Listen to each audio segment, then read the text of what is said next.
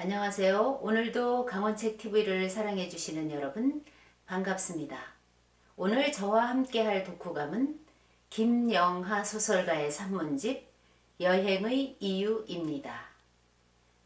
2015년 12월 상하이 푸동공항에서 서울로 향하는 편도 비행기표를 샀다. 비자를 받지 않고 출국하는 바람에 서울로 돌아오는 길이었다.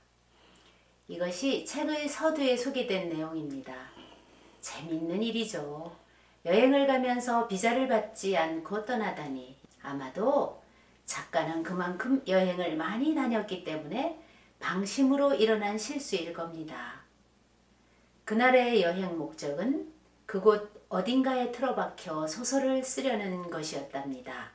그런데 집으로 돌아오고 보니 기왕에 돌아온 거 다시 떠날 이유가 없더랍니다. 그래서 그냥 집에 눌러앉아 한 달 만에 장편소설 한 편을 완성했다고 합니다. 여행의 어원은 고대 프랑스 단어로 고생하다 라는 말에서 파생되었다고 합니다.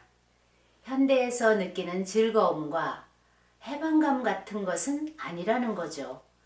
동서양을 막론하고 타향을 헤맨다는 것은 공동체로부터 추방당하는 의미라고 보면 고향을 떠난다는 것 자체가 불행일 수밖에 없지요. 여행을 즐기지 않는 저에게는 참 재미있는 해석이었습니다. 집과 호텔을 구분하는데도 아규가 딱 맞는 반박이 불가능한 결론을 내놓고 있더군요. 여행에서 정말로 얻고자 하는 것은 생생한 안정감이라고 합니다.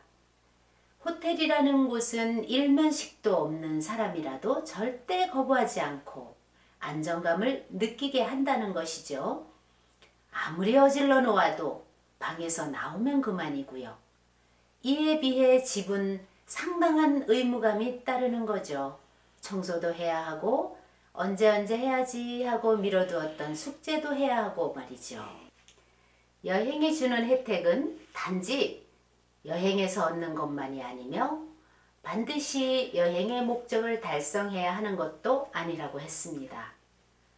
영화 스탠 바이 윈디는 자폐증으로 바깥 세상과는 소통이 어려운 소녀인데 윈디는 스타트rek의 열렬한 팬이기도 합니다.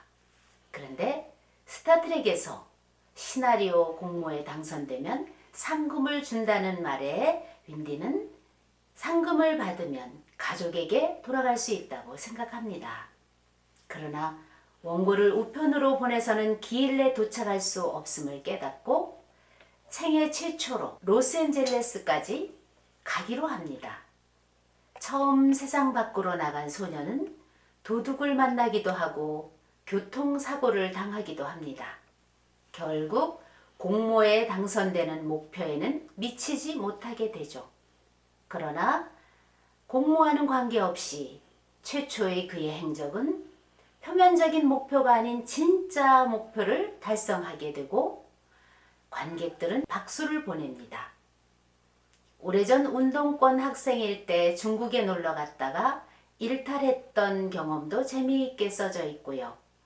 노바디 여행에서는 우리는 아무것도 아닌 자이고 여행은 어쩌면 아무것도 아닌 자가 되기 위한 것을 경험하게 한다고 했습니다.